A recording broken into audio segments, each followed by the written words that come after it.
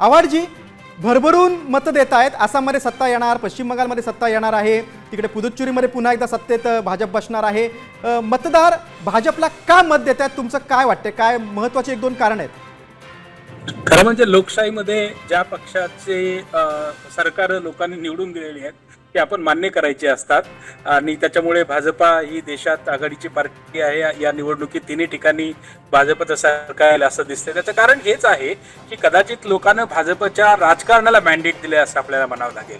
मग ते हिंदुत्वाचं राजकारण असेल, मग ते विकासाचं त्यांनी केलेली भूमिका असेल आणि संबंध देशामध्ये भाजपा एका वेगवेगळ्या अर्थानं नवीन सोशल इंजिनिअरिंग करतीये, नवीन राजकीय ध्रुवीकरण करतंय, जात समाजामध्ये नवीन सोशल इंजिनिअरिंग करून एक नव्यानं आव्हाडजी, एक मुद्दा आहे, सगळीकडे महागाईचा मुद्दा आहे, बेरोजगारीचा मुद्दा आहे, तरी सामान्य मतदार भाजपला का मत देतात?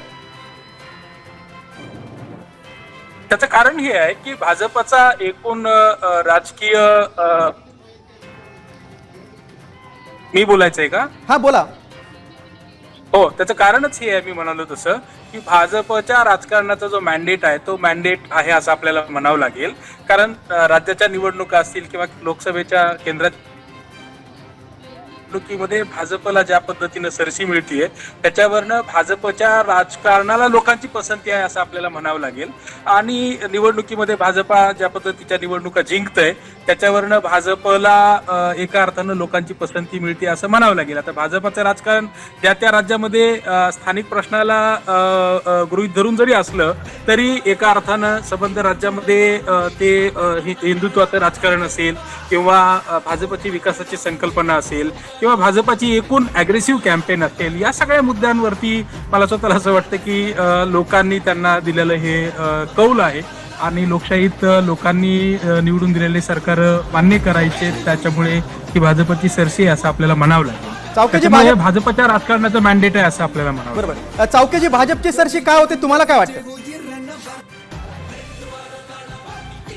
बघितला असेल तर महाराष्ट्रापासून किंवा त्याच्या आधीपासून विशेषतः लोकसभा निवडणूक संपल्यानंतर ज्या पद्धतीनं मतदार याद्यांचं शुद्धीकरण करण्यात आलं आणि जे मतदार वगळले गेले आणि ऍड झाले, तो एक फॅक्टर महत्त्वाचा आहे.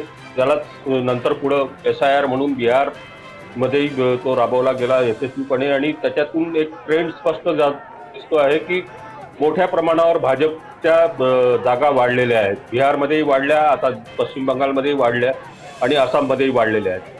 तर जिथं भाजपचा जोर होता तो अजून प्रखरपणे तो पक्ष अजून मोठ्या प्रमाणात यश मिळवताना दिसतो आहे. आता उरला प्रश्न केरळ किंवा तामिळनाडूतला, तर तिथं SIRचा फारसा परिणाम झालेला दिसत नाहीये, कारण तिथं भाजपचं फारसं अस्तित्व नव्हतं आणि भाजप दोन्ही राज्यांमध्ये दुय्यम भूमिकेत होता.